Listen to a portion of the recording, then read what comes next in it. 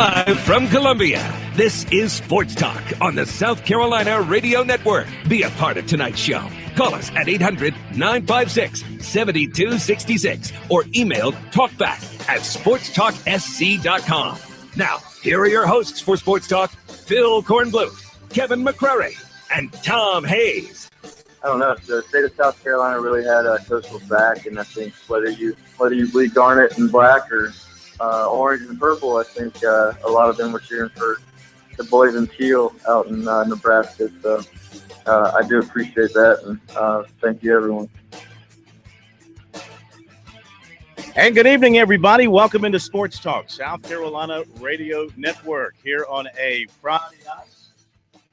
With you from our studios in downtown Columbia, back in town after the trip to Hoover, Alabama for SEC Media Days.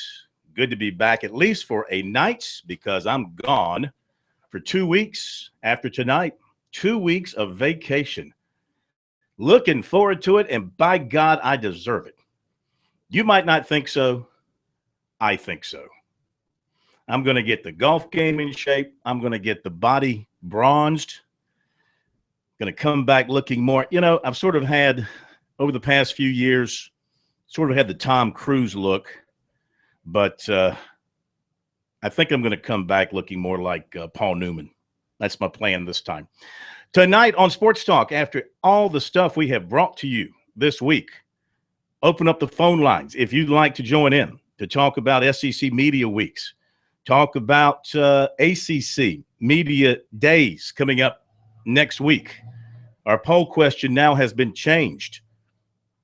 Who do you think the ACC media boys and girls will pick to win the ACC? Clemson, North Carolina, Florida State? Those are your three opportunities.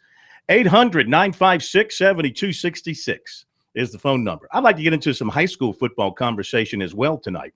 800-956-7266 is the number. Email talkback@sportstalksc.com and on Twitter @SportsTalkSC. Join us on Twitter if you haven't signed up. We've got room for you. I don't think there's any limit on Twitter as to how many followers you can have, unlike Facebook where they limit the number of friends you can have. We're kind of catching up on some of the more famous personalities in the world. I think we trail Lady Gaga by only about, 3.5, 4 million followers. So we're gaining on her quickly. 800-956-7266. We'll be very interested in hearing what you have to say tonight about what went down in Hoover this week, what you thought about Will Muschamp. Do you agree with the media that the Gamecocks are the worst team in the East going in? I find that hard to believe. I've analyzed every team closely. I've looked at the ins and outs and the personnel. I don't think they're the worst team in the East. How could you put Missouri ahead of South Carolina? Except that they do have maybe a little bit more of an established situation at quarterback because they've got a guy highly touted who had to step in last year. But then again, the Gamecocks had Perry Orth, who played most of last year. And, Perry Orth did okay at times. He just wasn't able to make that big play to help the Gamecocks win some close games. But they did this year, so they should be improved there as those young guys improve. We'll be right back to take your calls.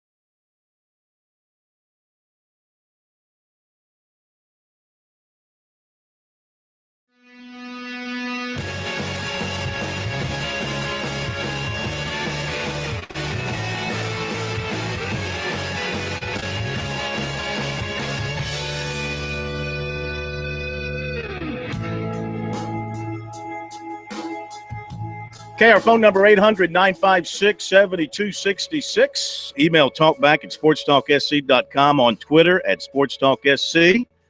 We'll update the British Open, where it was raining cats and dogs and the wind was blowing 30, 35-mile-an-hour gusts. Terrible day, but Phil Mickelson, how about that? How big a story is that going to be if he continues to lead the way? He does have the lead midway through the Open. We'll talk about that, update the leaderboard for you. We got racing this weekend up in New Hampshire. We will, of course, talk about practice, and we'll have the full Monty on NASCAR with us coming up at the bottom of the next hour. Monty Dutton will be here. Of course, no Dale Jr. this weekend because of a concussion-like symptoms for him. You know, I'm not making light of any medical condition, but he's having a terrible season. It's because he's blocked us. He's blind. You know, we put the Sports Talk jinx on him. He doesn't realize the power of the Sports Talk jinx. He blocked us. We jinxed him. There you go, Junior Nation. How you like that? Now, unblock us. We'll take the jinx off, and you'll start to feel better, and you'll start winning races again. We'll have to have a consultation about that. But anyway, as long as the Sports Talk jinx remains in place, you know, he's not going anywhere this year. We'll update you on what's happening at Michigan. Got a few other news notes as well. A full recruiting report on this Friday, too. The All-SEC team came out today. One Gamecock is on there, Elliott Fry, the place kicker. When your only player on the preseason all-league team's your place kicker, that tells me that people don't think very much of your personnel. That's okay. If you're South Carolina, you're like, go ahead. Sleep on us. You sleep on us, Vanderbilt. Anchored down around your neck.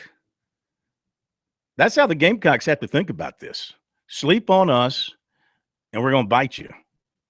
And I think to keep your expectations low and your results high. That's what you have to do if you're South Carolina. Let's jump to some early phone calls, and we'll get to some news notes and other things as we go on through the program.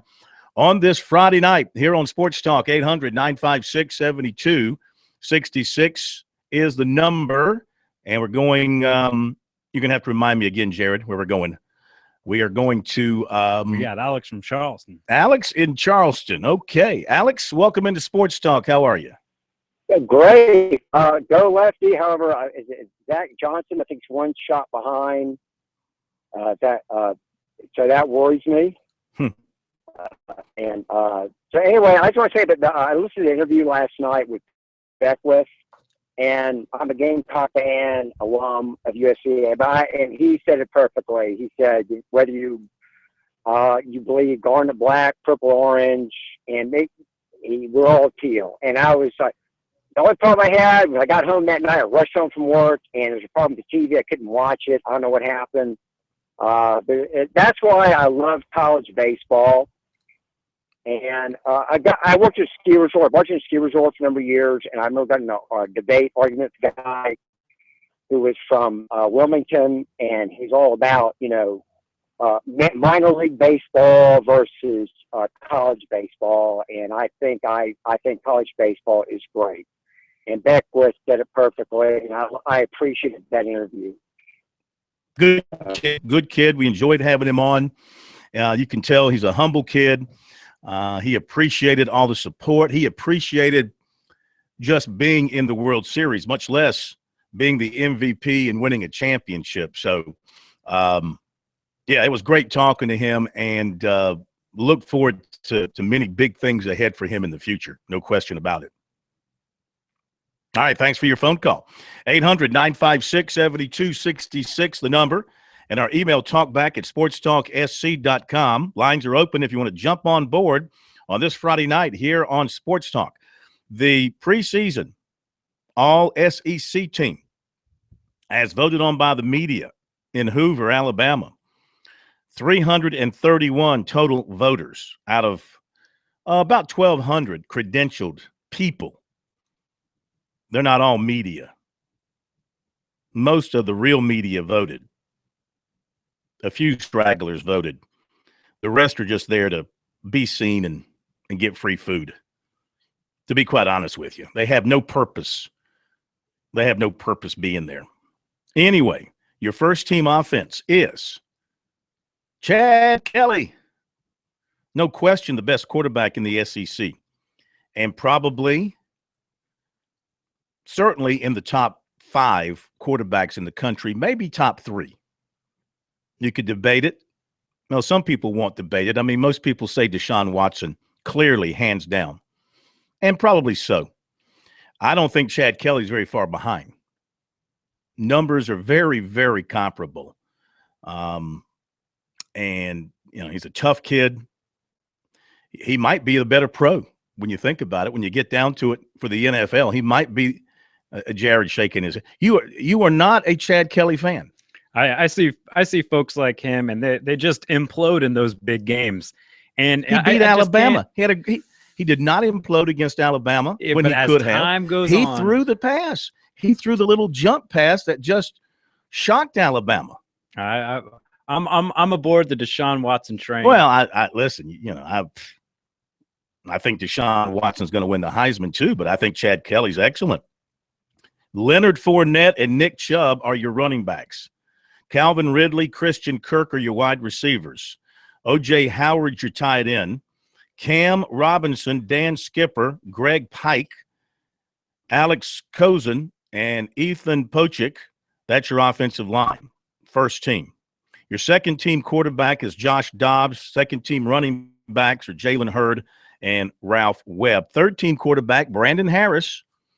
And your third team running backs, Stanley Boom Williams and Javon Robinson. We'll continue in a moment. Let's continue with your phone calls on this Friday night as we go to Jerome. Oh. So you don't know Jerome. See, we have our new producer, Jared. He has to be broken into things. He doesn't realize that Jerome is not just a regular caller. Jerome is a senior caller here on Sports Talk, and he gets a special introduction that I have to recite. I'm the only that knows the words to this introduction. So listen closely, Jared. You can probably go ahead and take him down for a second. This will take a little bit of time before we get to him. We interrupt our regular programming here on Sports Talk to welcome in the de facto mayor of the city of Charleston, the bad boy by the bay, the ninja of the night, the pontiff of the port city, the queen of the cowboy crybabies, and the lone lifeguard for Sullivan's Island. He covers all Sullivan's Island. He's a former Olympic floor swimming champion. He goes against all the rules of nature because it's not Jim Rome. He's busy. It's Jay Rome. Now we bring him on.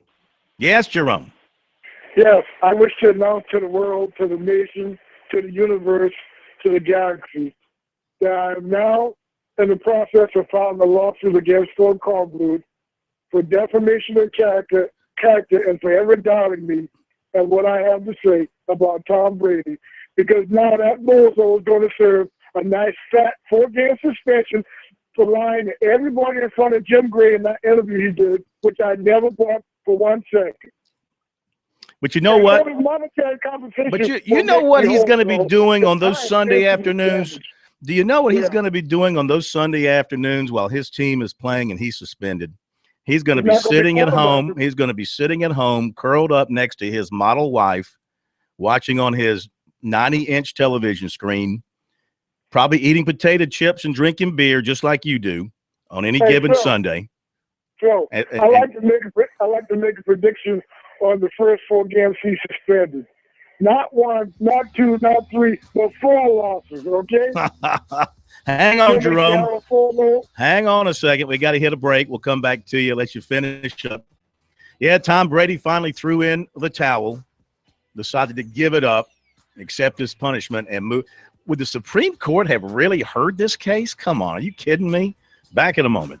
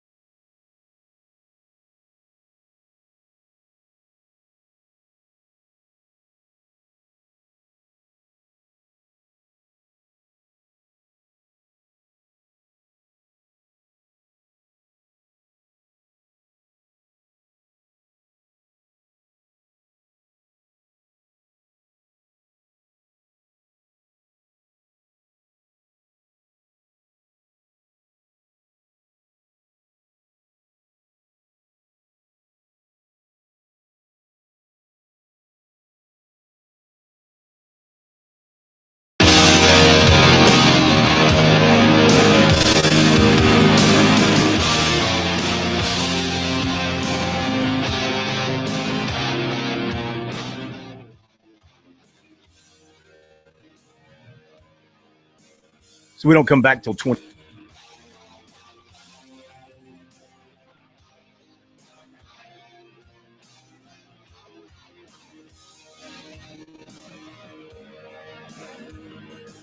Okay, we're back. Sports Talk, South Carolina Radio Network here on this Friday night from downtown Columbia. Back quickly to Jerome in Charleston, talking about Tom Brady. And you ever served on the Supreme Court, Jerome? Were you ever a justice on the Supreme Court back in your earlier days of legal activities?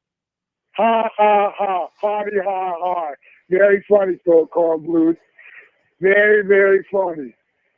Hey, tell Jimmy Garofalo, throw it to the other side, because that Darrell Reeves, number 24, he's pretty good. So you don't want to mess with him, okay? Jimmy Garofalo, whatever your name is.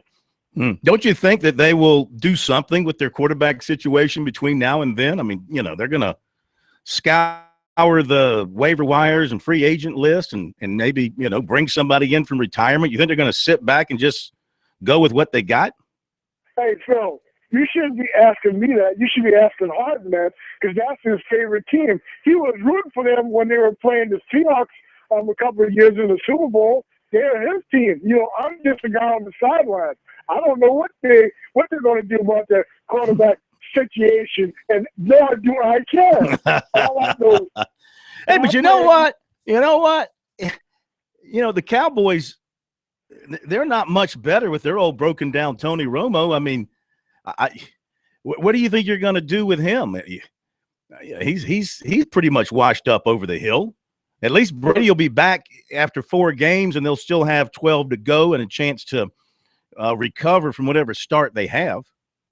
We're not white, so we have the Daxter, Dak Prescott. You might have heard of him. Yeah. He used to SEC, so. Yeah, he's just going to come in and tear it up. I think the rest of the NFL is just shaking in their boots. Hey, Jerome, let me ask you this real quick, since we had this debate a moment ago. In your informed opinion that nobody recognizes, who's the best quarterback in college football in 2016? I really don't know right now. It's too early to tell. Hey, I don't know. What a cop-out. What an absolute cop-out answer. Hey, it ain't Brandon McElwain that did that. Or whoever you got to let him throw a real pass in a real game first. What if McElwain comes out and scorches Vanderbilt for 300 passing yards and 4 touchdowns, and the Gamecocks win 42-10? Hey, they beat Vanderbilt. Oh, the world is afraid of Brandon McElwain. Oh. It's possible. It's entirely possible. Hey, listen, don't prejudge somebody until you see what you got. So this kid's got a lot of talent, Hey, Jordan's going to be the favorite in the conference, in the Eastern Conference, if they can find a quarterback. Sooner or later, that freshman, Easton, he's going to be on the field, okay? Sooner or later. Who is this? Jacob, what's his name? Jacob Eason, the new kid that got at Georgia? Yeah, and they got another kid coming behind him next year. Yeah, Jake Fromm. Yeah, they got a couple of good ones coming in, and they might get the kid in the 2018 class who's down to them in Clemson. So, yeah, Georgia might be loading up on quarterbacks. Clemson already loaded up on quarterbacks, might get another big one. Okay, Jerome, thank you. Have a great weekend. Good hearing from you. We'll be back with more. 800-956-7266 is the number.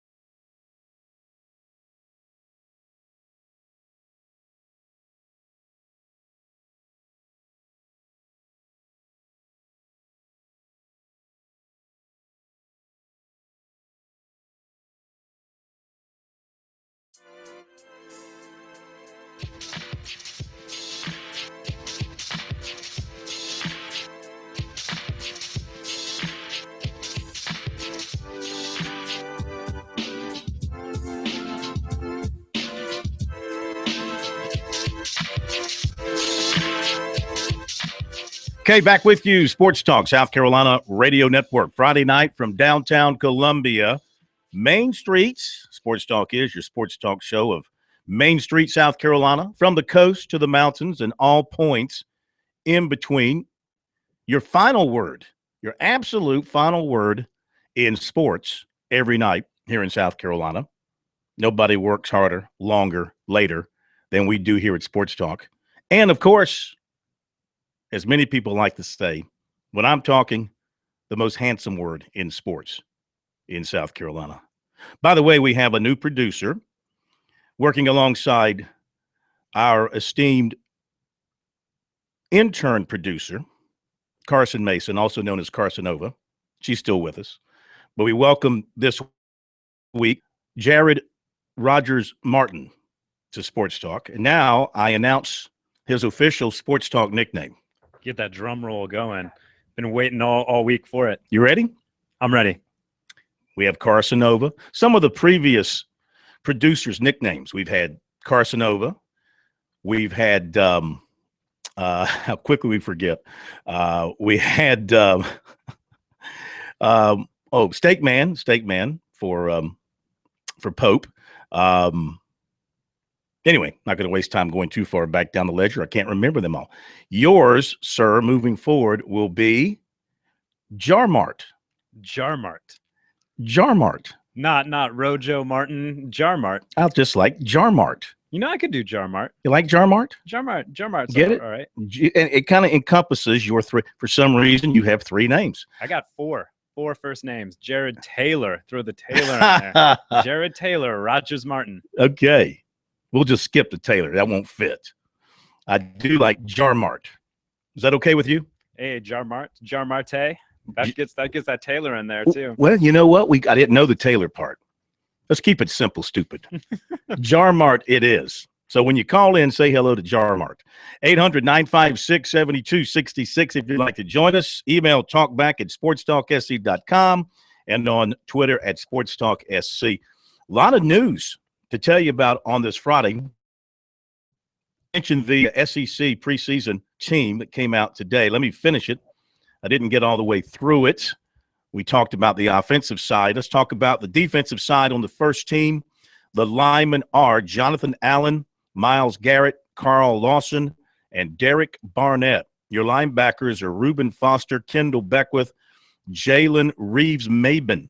And your secondary, Eddie Jackson, Jalen Tabor, Tre'Davious White, and Cameron Sutton. And as far as USC is concerned, Elliott Fry, the lone member, third-team place kicker, representing USC. The top vote getter overall, Leonard Fournette from LSU.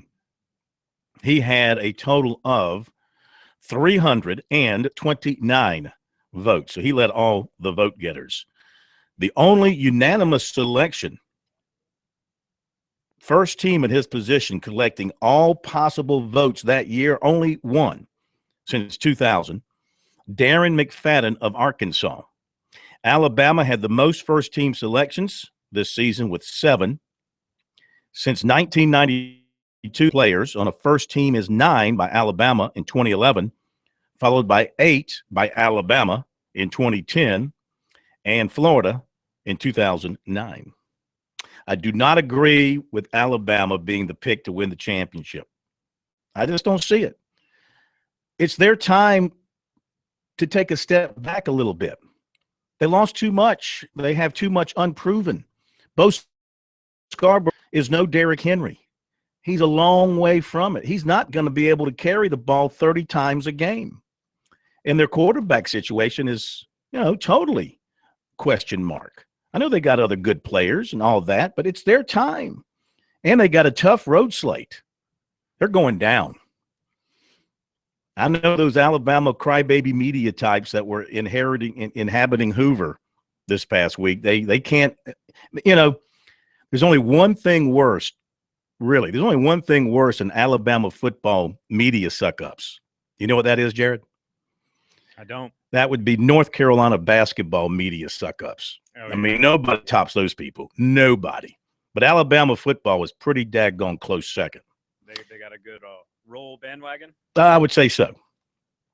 A couple of other things. It was announced today by Marshall, the Thundering Herd. They're coming to Columbia September 15th of 2018, and they're coming for two reasons. Number one, for $1.4 million, and then number two, to beat the Gamecocks, something they did in their only meeting with the Gamecocks back in 1998. I remember that game. Marshall kicked a 37-yard field goal as time expired to beat the Gamecocks. Now, they're not a bad team. Doc Holliday's their coach. They have a very good offense, and in their league, they're pretty tough. I think they won 10 games last year. So the Thundering Herd going to play South Carolina in 2018. Let's see. What else? Paul Hornung watch list out today, and Clemson has somebody on it, Artavis Scott from the Tigers. This is the award that goes to the nation's most versatile player in honor of Paul Hornung. Also, we have the Walter Camp watch list, and from Clemson, you've got Deshaun Watson, Wayne Gallman, Jordan Leggett. The award selected by the FBS head coaches and SIDs around the country, and it goes to the player of the year in college football. And Clemson, again, one of the most dominant teams in the country when it comes to having players on the watch lists. All right. Note from North Carolina football. The Tar Heels starter on the offensive line, John Ferranto, going to miss most of the season. He had surgery Wednesday for an undisclosed injury. He's a starting offensive tackle. He's made 17 starts in his career, including 13 at the all-important left tackle position. So this is a big, big loss for North Carolina. And the rest of their offensive line returns from last season. They have a very good offensive line. Bentley Spain, Caleb Peterson, Lucas Crowley, and John Heck all back. Ferranto would have given them a complete returning offensive line. But he's out for an extended period. Clemson hired a new women's golf coach.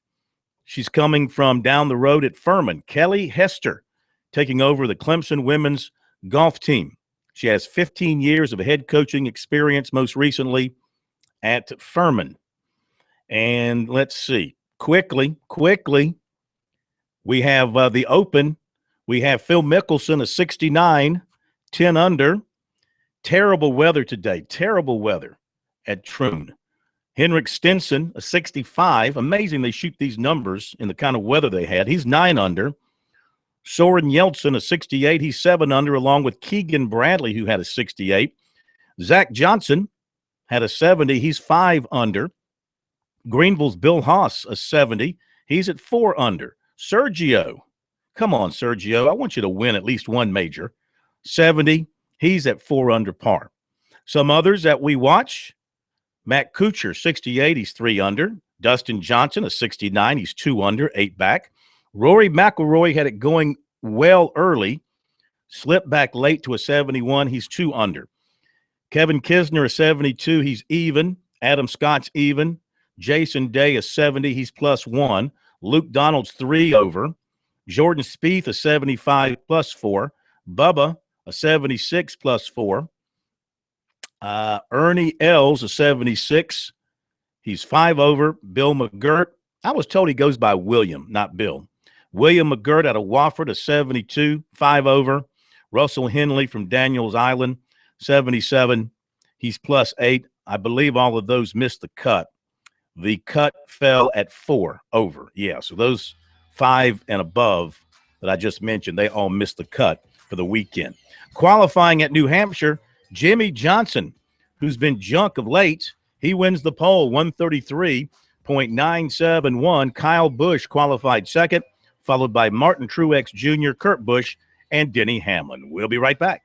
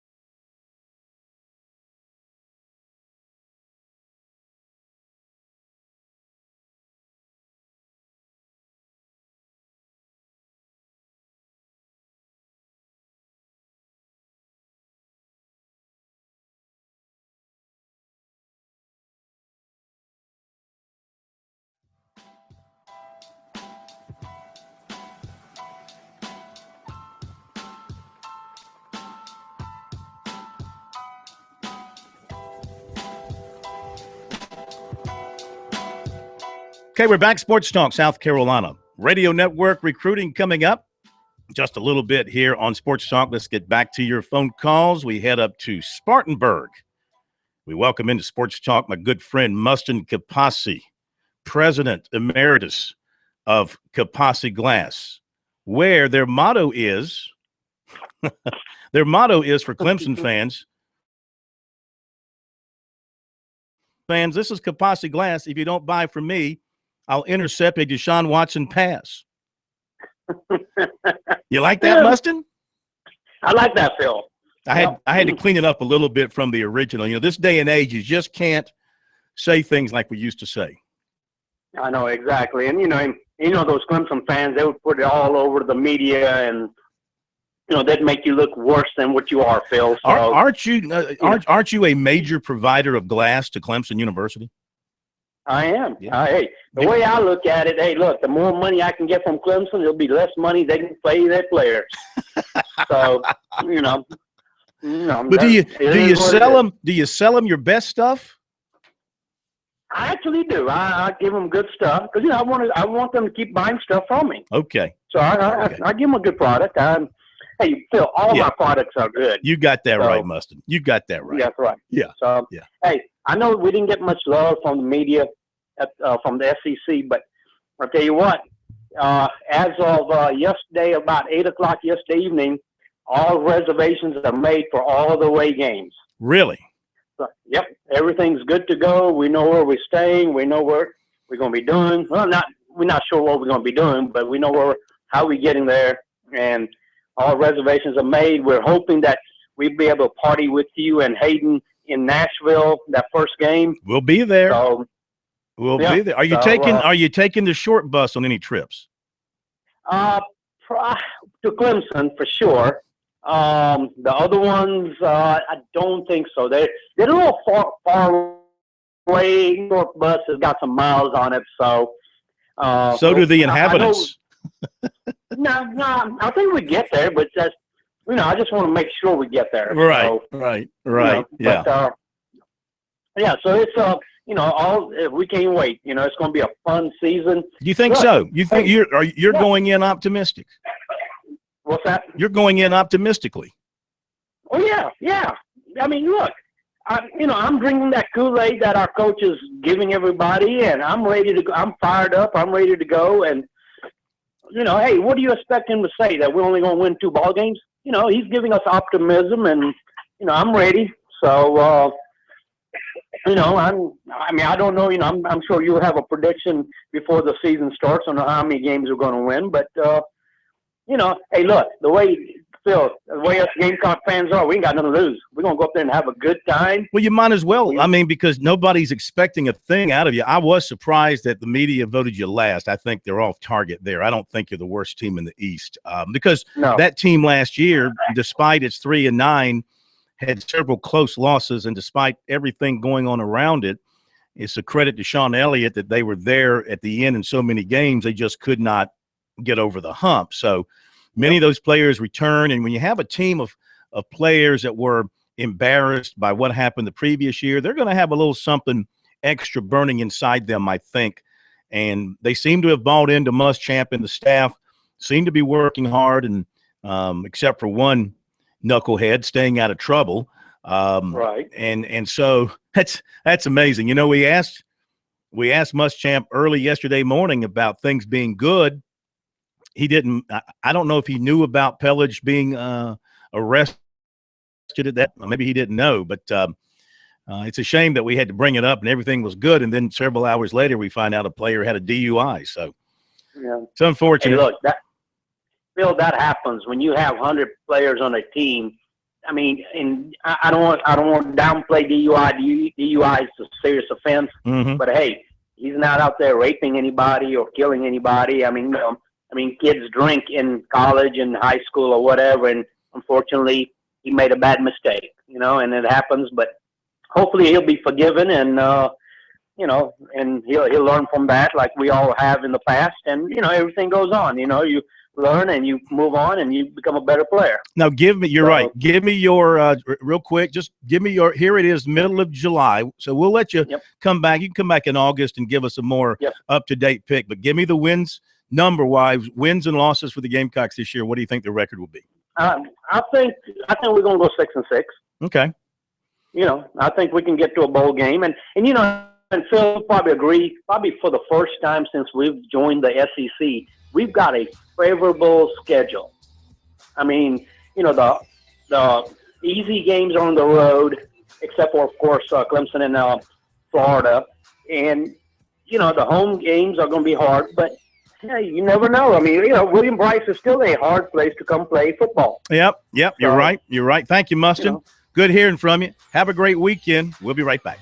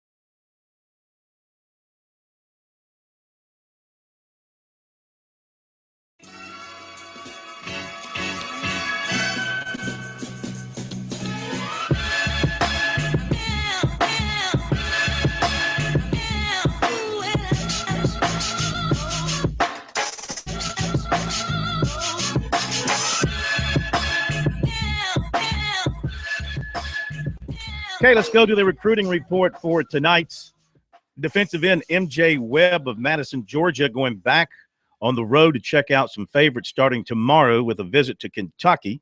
July 21st, he's going to Tennessee. July 23rd, he's returning to USC for the third time since the middle of May. And he said the Gamecocks continue to have a strong recruiting presence with him, that he talks to a Muschamp every day.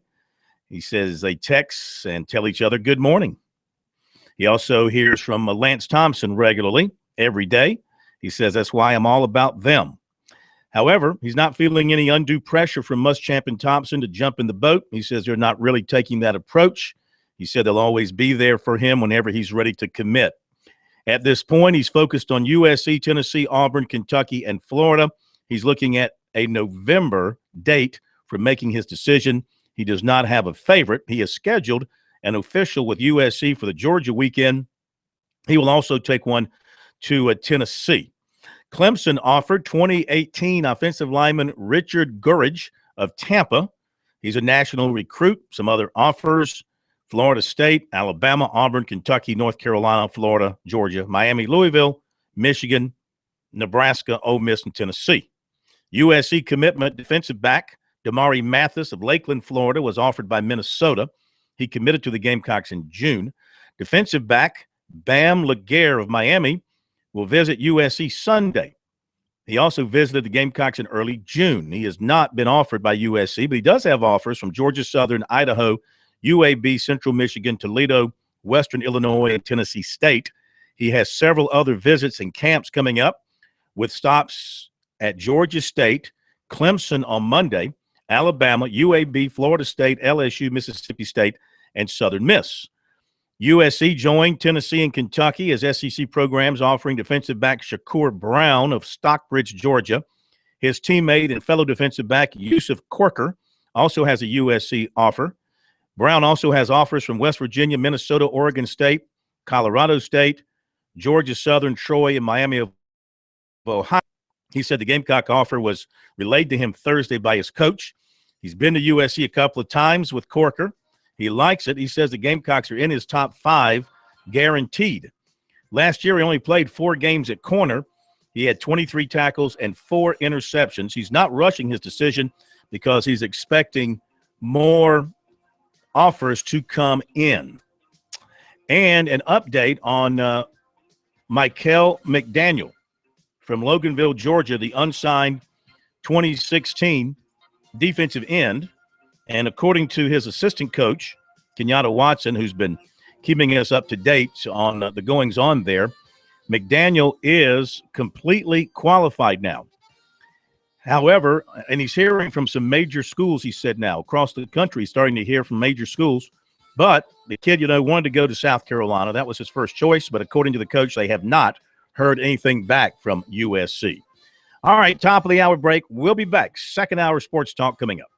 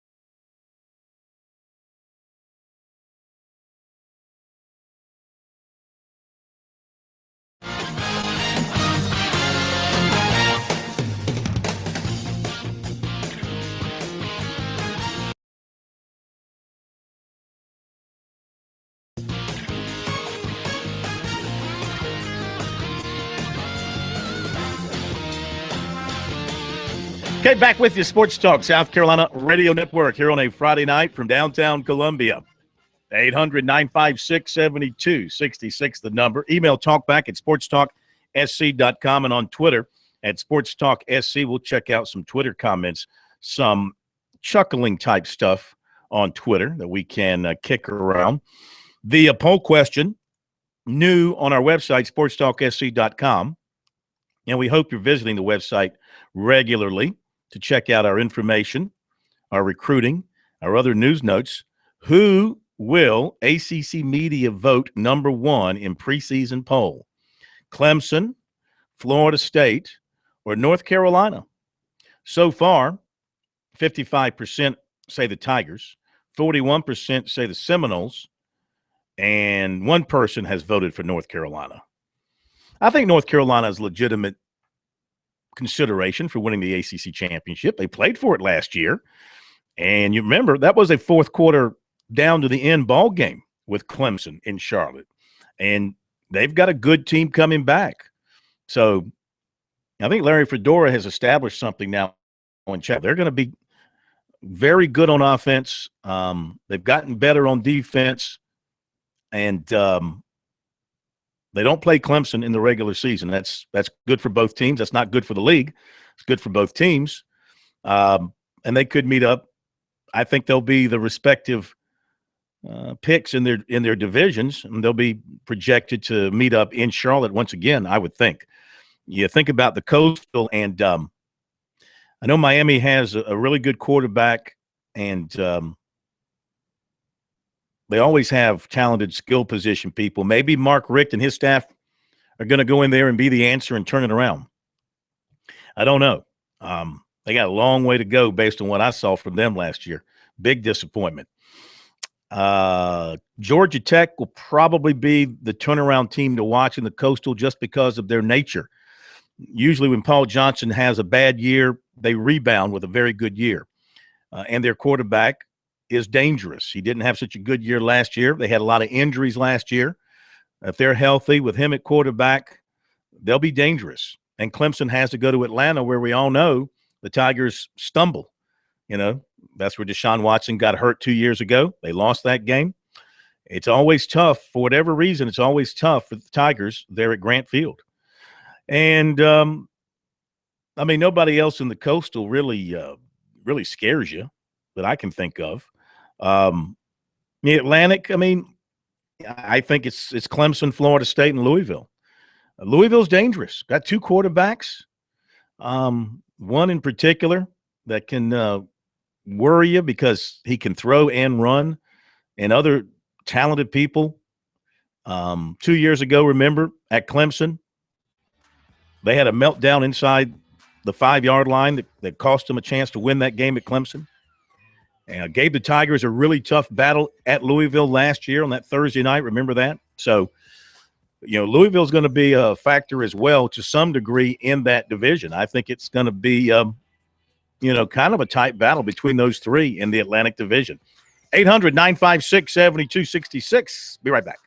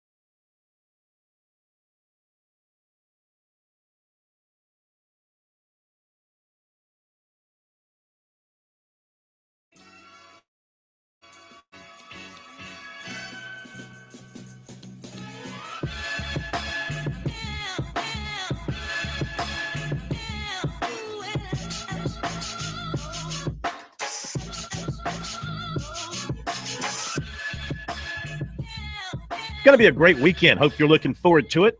Got racing up in New Hampshire.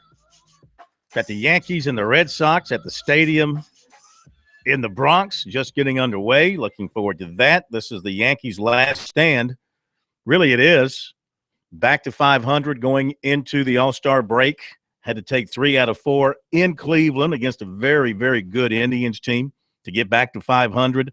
Now a 10-game homestand, 3 against the Red Sox. Jared might be thinking I'm mispronouncing that, but I'm not. Red Sox, Jared. I'm a Yankees fan, if you didn't know. Thus, Red Sox. 3 against them, 4 against the Orioles. I have another name for the Orioles, too, but I really can't say that over the air. And the Giants. The Giants are coming to a Yankee stadium. That'll be kind of neat. If the Yankees don't win the majority of these games, they might go into sell mode. Hope not. Hope they won't do that. There's still, of course, the wild card to consider. That got him in last year for let's see. Did the Yankees? Yeah, they made the wild card game and got beat by Houston, I think, last year. Is that right? I think so. This sounds about right. Yeah, I think they played 1 game in the postseason. Not any real exciting, terribly exciting wild card this year for the MLB. In terms of a race? Yeah. Well, it's early. I mean, things don't start to tighten up until September. But you might be right. It might just be a blowout situation. So for me, that's exciting this weekend to have the Yankees and the Red Sox getting together. And the race at New Hampshire, Jimmy Johnson won the pole. The full Monty on NASCAR coming up in just a little bit. Look forward to talking to our good friend, Monty Dutton. And if you're up early enough, you can catch, of course, the Open, British Open. Phil Mickelson with the lead going into the weekend, 10 under par after a 69. And, of course, that will attract big ratings to have a superstar like Mickelson going after another major at the British Open. So that'll be fun to watch over the weekend. Outside of that, Canadian football. Canadian football is going on still. And what else do we have? I guess there'll be some Olympic-related stuff as we get ready for the Olympics coming up next month. WNBA. WNBA, yeah. Maybe you can, I mentioned I'm not a watcher of the ESPYs at all. I'm sure maybe ESPN will replay it a few times over the weekend. But I will say about two things, and I'm not shedding any new light on anything here. I'm not reinventing the wheel. But the opening by LeBron and Chris Paul and Dwayne Wade and Carmelo Anthony, that was pretty cool. Yeah. That's pretty cool. They did a nice job.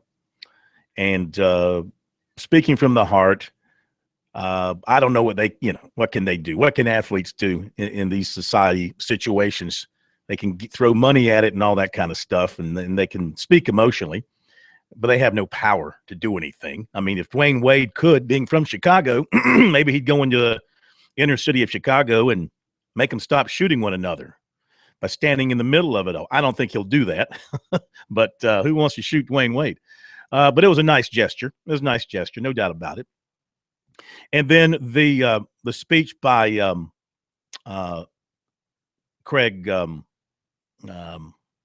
me. I got nothing for you. No, come on. The TBS announcer, the NBA, Craig, who's fighting cancer. I'm embarrassed because I know his name is just not coming to me. Craig Sager. That's it. Craig Sager. That was 10 minutes of beauty, considering that he's still fighting cancer. He's not recovered. He hasn't beat it. It's still ongoing for him. And he gave an eloquent speech. If you haven't heard that, that's worth pulling up. Did you hear it? You did not. You did not hear it. Yeah. None for me. It's worth listening to because, you're hearing from somebody who's actually going through the fight, being treated at MC Anderson. That was one of the places on my when I went to cover South Carolina and Texas A&M, and I was staying in Houston, and I wanted to see some of the spots of Houston. I went out to the Texan Stadium. And I'm riding around and out near the University of Houston, too, which is out that way. And all of a sudden, there it is, MC Anderson, which is, of course, the country's, I think is considered the country's #1 treatment center for cancer. And it's where you go when you've got a real bad case. When they tell you that you're going to MC Anderson, that's not good news, but it's good news. It's good news you're going to get the best care. It's bad news that you got a real bad case. That's where he's being treated. But his words were great and inspirational. And, you know, a little bit of a play on Jimmy V's words about not ever giving up, but he didn't steal from Jimmy V. He had his own original content and did it all from the heart, man. He just imagine putting yourself in that situation. You're fighting cancer. You know, you've been told you've only got, you're told you're terminal. I mean, he was told it's terminal. And, you know, he wouldn't accept that. He would not accept that. And he's continued to do everything possible to beat the disease. And to stand in front of, you know, thousands of people and a nationwide television audience and maintain your composure. Whew, not many people can do that. It's a gift. Not many people can do that. And he's beloved, you know, all across the sports landscape, in particular in the NBA, where he's really made his name. He's so beloved and everybody's pulling for him. So anyway, those were those were the only things from the ESPYs that I caught, and those were particularly good. So if you haven't had a chance to see that, you should check it out. 800-956-7266. Let's take a look at our Twitter feed and see what people are chatting about there, since we have a little bit of time here on Sports Talk. Lines are open if you want to join in on the comments and the conversation. We'll have the full Monty on NASCAR coming up in just a little bit. Looking forward to having Monty Dutton with us here. Let's see. Joel has tweeted to us an edit. Must be a Citadel fan or a Gamecock hater. He tweeted us a little imagery of a Citadel football player running away from 3 Gamecock defenders. Boy, the Bulldogs will not let the Gamecocks forget that. See, instead of scheduling Marshall, South Carolina should have scheduled the Citadel so they could get their payback. K-Mac put a question out there. He made a couple of predictions. Let's see. 2 mid-July predictions for USC football. A, USC will not finish last in the East, and B, Perry Orth will start versus Vandy. Well, I agree and I disagree. I agree that USC will not finish last. I don't agree with Perry Orth. His rationale is that Orth, having been the starter last year, having played on the road in the SEC, will be better able to manage things, et cetera, et cetera. I mean, I think he's going to, you know, Muschamp is not into earning any brownie points this year by trying hard. He wants to win games. And unless Perry Orth shows in practice that he's clearly the best quarterback, I mean, he's going to play the best quarterback. He's going to start. I don't know if it's going to be Perry Orth or McElwain or Bentley or Nunez. Okay. I mean, it's a four-headed deal there. Okay. Cannot forget Nunez, or as Spurrier used to say, Noonie. Can't forget Noonie. But I don't know which one it will be at this point. My gut tells me it will be McElwain. He's been in school since January. He's been through spring practice. He's been through the spring game. He's been through the summer workouts. I mean, this kid has got maturity to him. He's got smarts to him. He's the one that can escape the rush the best. He can make things happen with his arms and his legs. You got to be a dual threat quarterback to make it in the league. I think he's the only one right now that gives them that true threat. That's why I think he will be the guy going in. We'll hit a break. Be right back.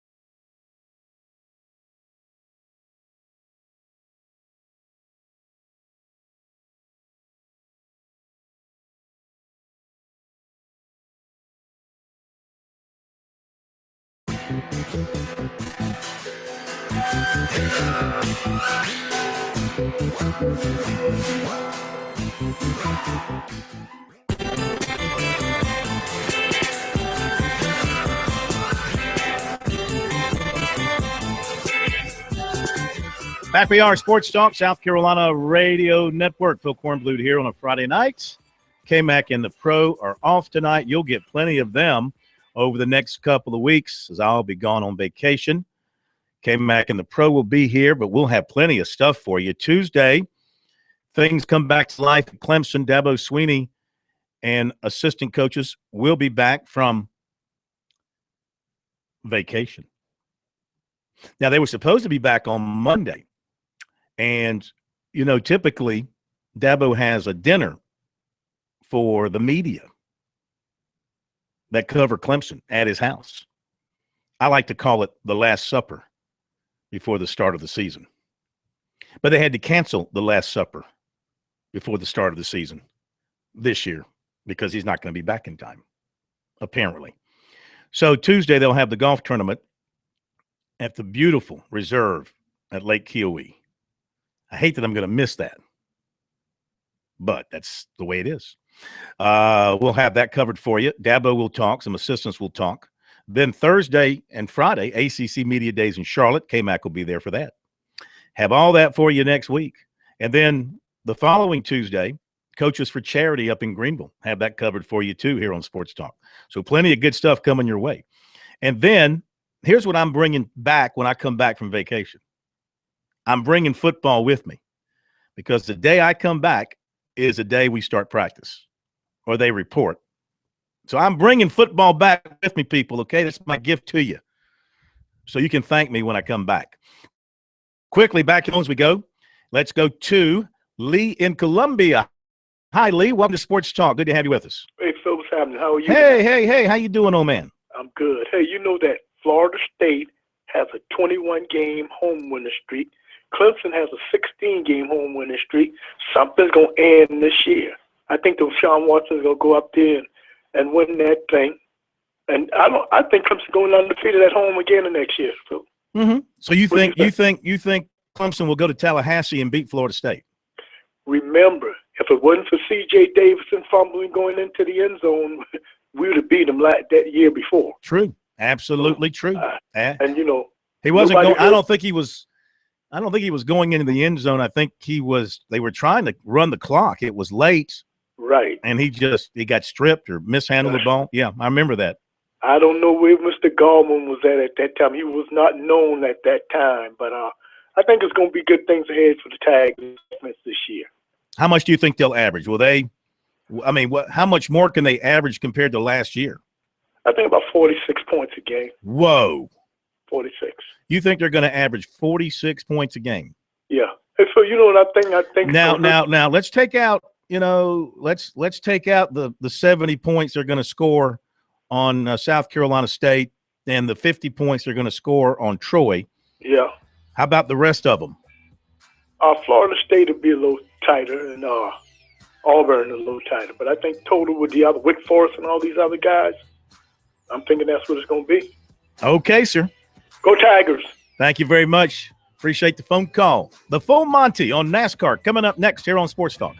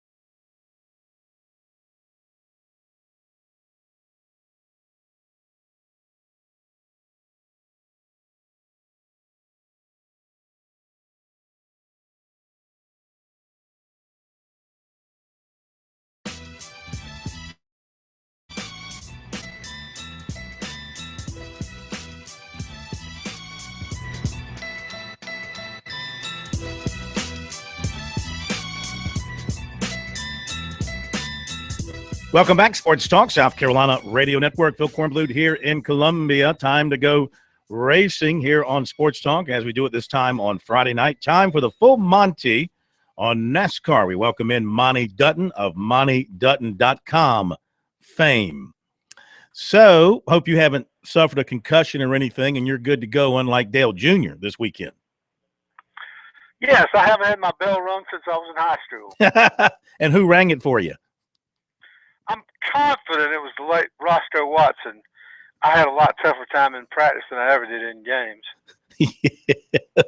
All right, and no long-lasting negative effects of that, huh? No. What were we talking about? No. What is? Where did the concussion come from with Junior? Well, he's had them before, and I think that he said he felt that he had some ill effects from the wrecks in both Daytona and Michigan. And to me, he raced for a long time back in several years back when he had to step out because of concussions.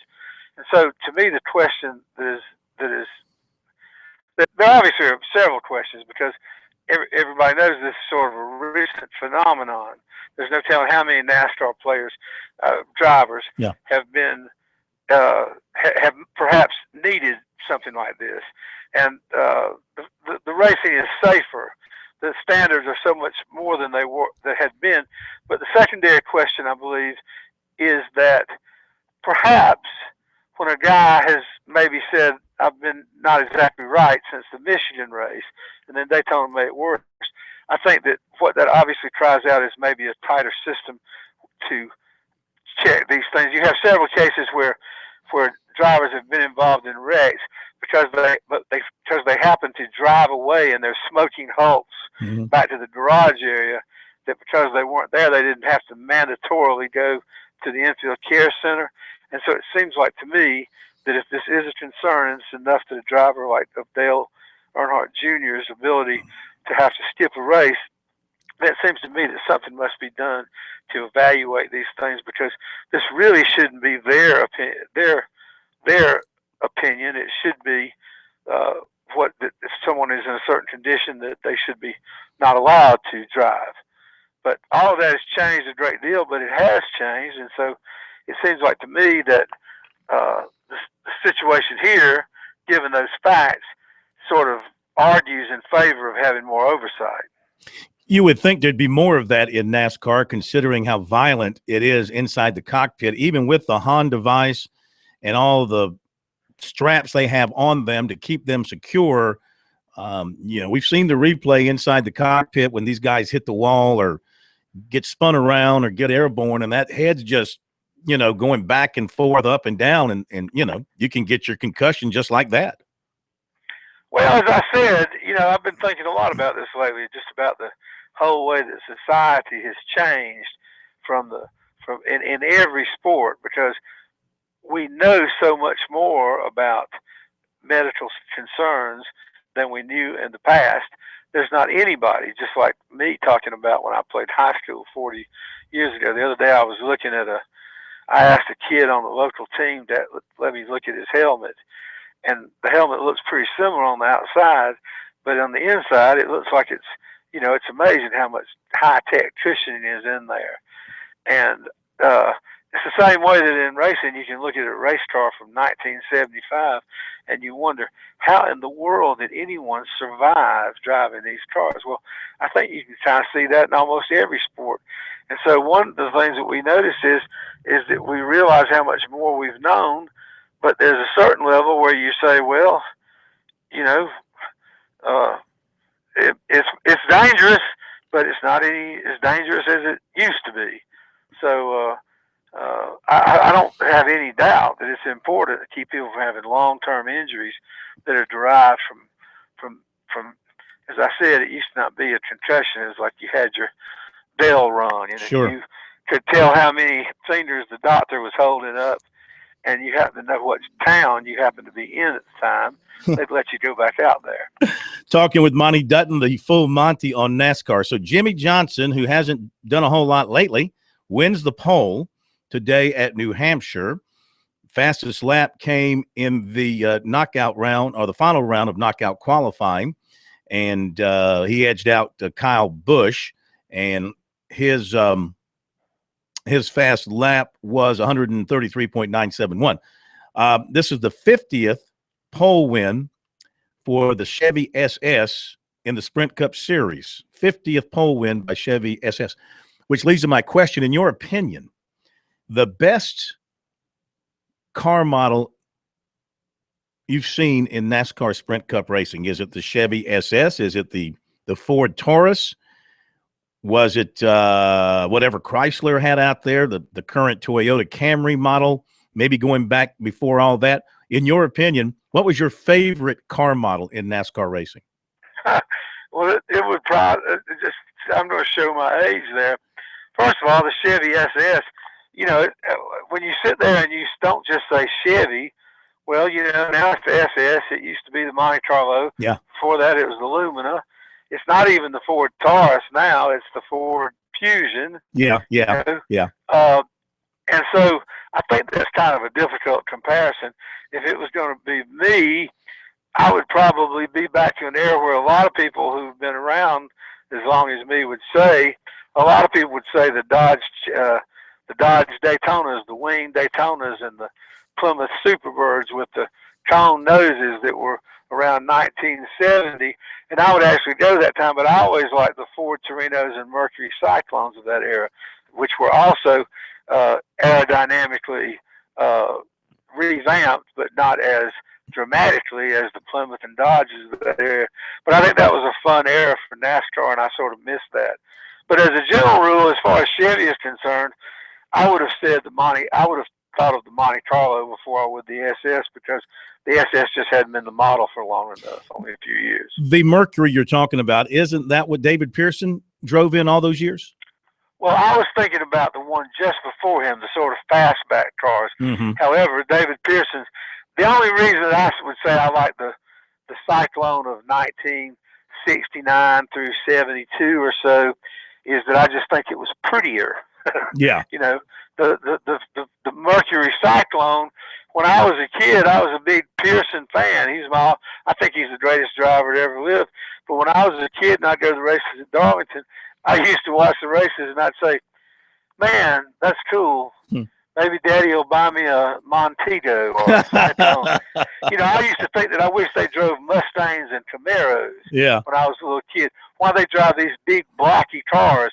And in a certain extent, I cheered. I thought it was very good when the Xfinity series went to Mustangs and Camaros, because while I think the cars are really fast and everything else, I think one of the reasons that they lose impact with the kids is that they just don't look like that cool car. Yeah. You know, I think that, you know, and so I like the fact when, you know, as I said, when I was a kid, there were racing cars and I loved racing, but I didn't want to have I didn't want to drive a Taurus. I could understand back then. All right, real quick, Keselowski's won the last two. He's won at New Hampshire before. You think he makes it 3 in a row, or somebody else rises up? He might. I think that the little edge that the Fords have, it'll be interesting to test them against a very different type track, because New Hampshire and Phoenix are flat mile tracks. They're kind of like big short tracks. New Hampshire is really sort of like a what's that?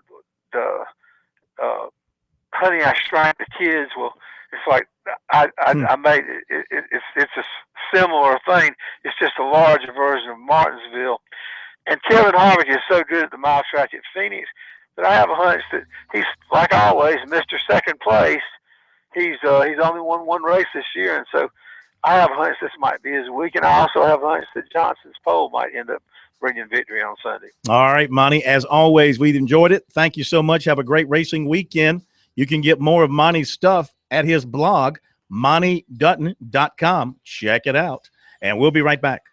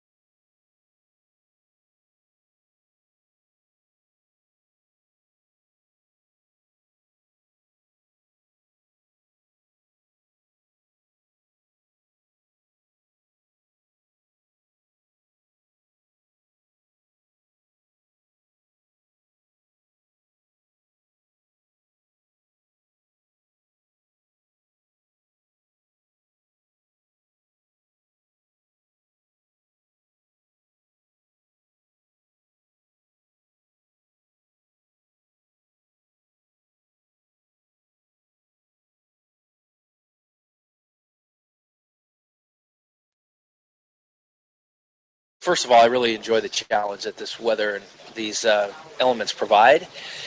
And it was, I thought it was a good round to back up the low round yesterday.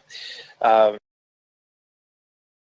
felt like I played really, really well. Just had two shots.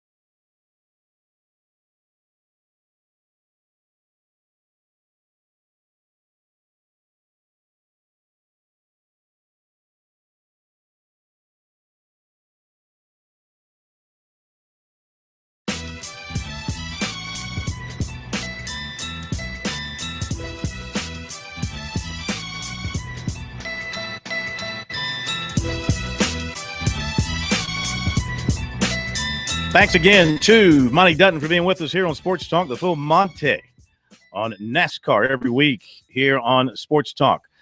The British Open going into the weekend. It's Phil Mickelson after a 69 on top of a 63. What a performance by Mickelson so far at the British. Today had a couple of bogeys on the backside. 3 birdies on the front, a birdie on the back, 2 bogeys on the back. And in that weather, that's good playing. Of course, he was unbelievable in round 1 with a bogey-free round of 63, 8 under par. Here's Phil talking with the media about today's round. First of all, I really enjoy the challenge that this weather and these elements provide. And it was, I thought it was a good round to back up the low round yesterday.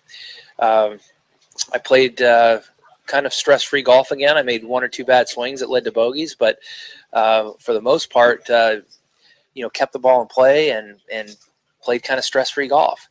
One of the things that I've really worked on over the years is getting a ball onto the ground off the tee quickly so that the ground is affecting it more so than the air. And that 2-iron that I hit, kind of this low shot that just kind of gets on the ground quickly, is taking a lot of the stress for me away from my tee shots. I feel like if I have to get one in the fairway, I've got a club and a shot that I could do fairly easily and consistently, and that has led to me playing well in the elements today, and hopefully in the wins that we'll have tomorrow, being able to keep the ball down and get it on the ground. When I look back on my career early on, and not having success here, I think a lot of it was due to the fact that I was fighting the air so much, putting so much spin on the ball, trying to hit it way too hard. And now I feel like I'm able to, again, stress-free, get the ball going down the fairway low and on the ground, and let the hills and the knolls affect it more so than the air. And I don't feel like I'm fighting it off the tee so much. And again, it just that's been the biggest change for me over the years. This was the first course that I played effectively, links golf, in 2004. That's where it really kind of turned for me. And this is where it kind of happened. This is where I stopped trying to overpower the golf course, where I kind of accepted playing it as it's designed, if you will, and not trying to find a new, better way to beat the course other than just straightforward golf. And that's probably why I love it so much.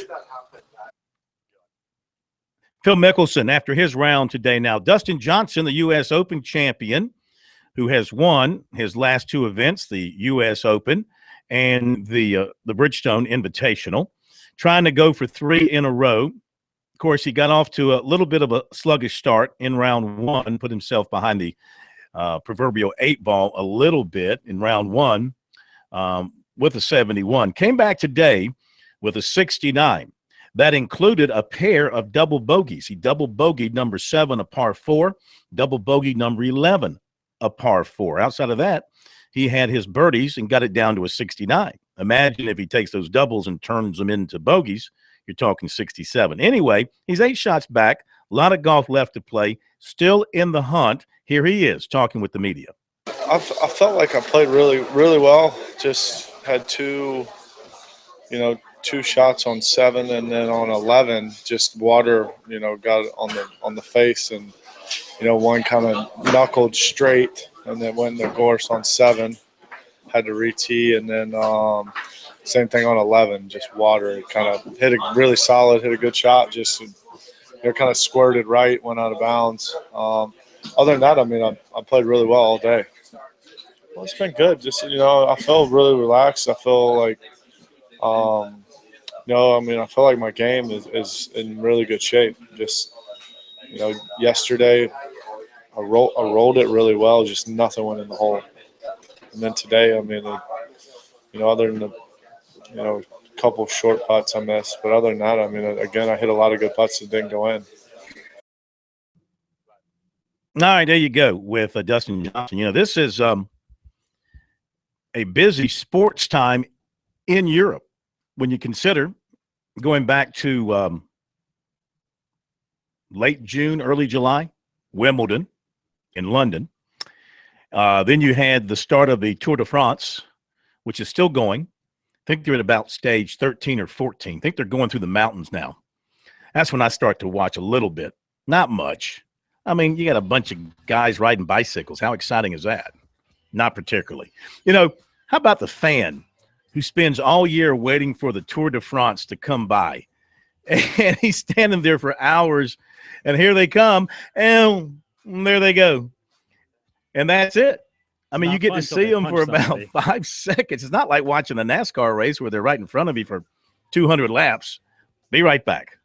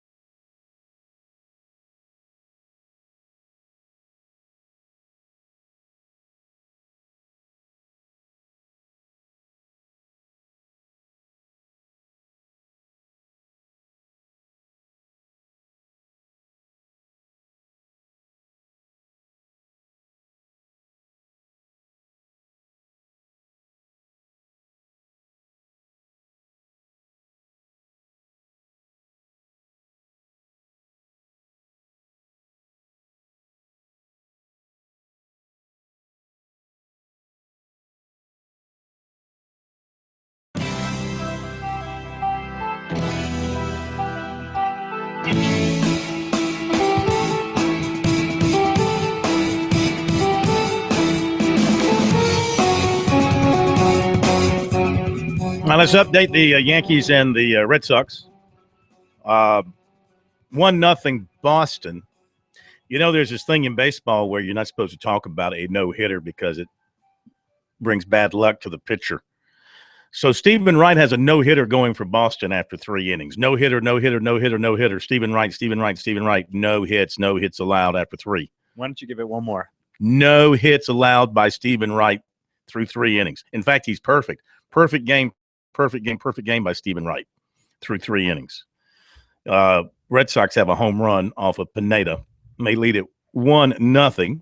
Some other scores. Mets 1-0 over the Phils in the 4th. Pittsburgh and Washington scoreless in the 4th. That should be a good weekend series. Tampa Bay leading the Orioles 2-0 in the 2nd. Detroit 1-0 over KC in the 3rd. Milwaukee 1-0 over Cincy in the 3rd. Stop me if you've heard this before.